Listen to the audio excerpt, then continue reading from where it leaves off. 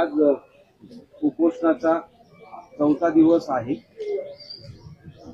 ही माहिती मिळते ती आज सरकार पातळीवर एक दोघे जण येऊन तुम्हाला भेटणार आहेत असं कळलं.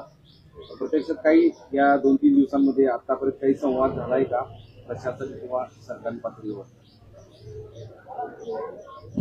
नाही झाला, कोणाशी संपर्क नाही झाला.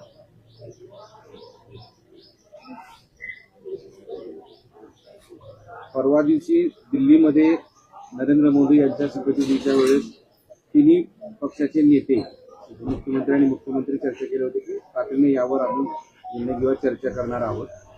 त्याची काही फारशी काल चर्चा झाली दिसत नाही, कारण राष्ट्रवादी काँग्रेसचे वर्धापन दिन होता, त्यावर काही दिल्लीत होते, काही पक्षाच्या नेत्यांचे बैठका होत्या, त्यावर चर्चा झाली नाही असं दिसतं आहे. तर तुमचं काय म्हणणं? आता इकडे आमरण उपोषण कठोर चालू आहे.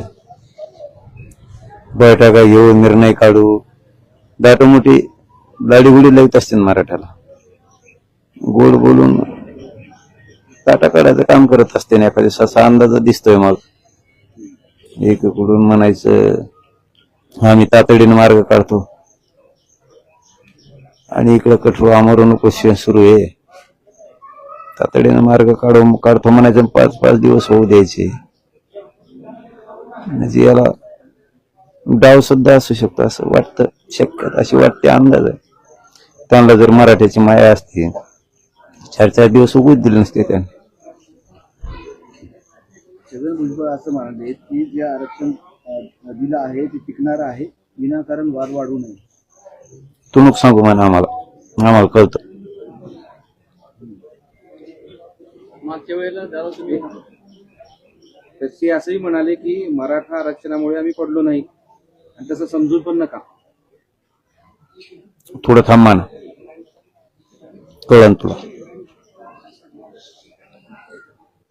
एकीकडे सांगायचं की चर्चा करतोय, दुसरीकडे अशा पद्धतीनं भूमिका मांडायची, तर हे केवळ तुम्हाला खेळवण्याचं चालू आहे का? वाटतं कसं?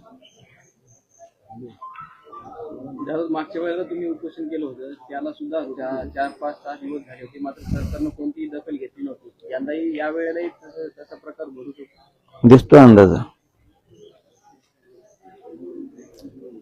दाखवते मराठी एकाच का दाखवते त्यांना नंतर.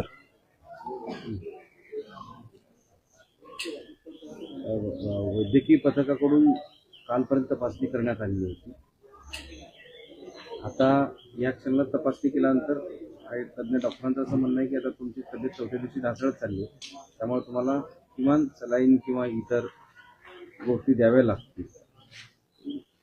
हा, डॉक्टर म्हणले काहीतरी 80 BP काहीतरी म्हणलेत, मला नाही कळालं ते काय ते कमी झाला,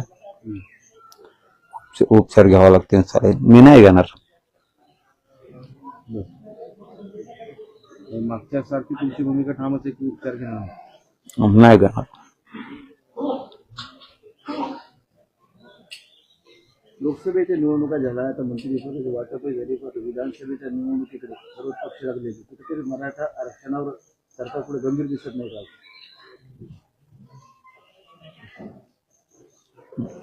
दादा, वेगवेगळे आमदार जे आहेत ते आता हळूहळू पाठिंबा देण्याचे पत्र जे आहे ते देताना आपल्याला बघायला मिळत आहे.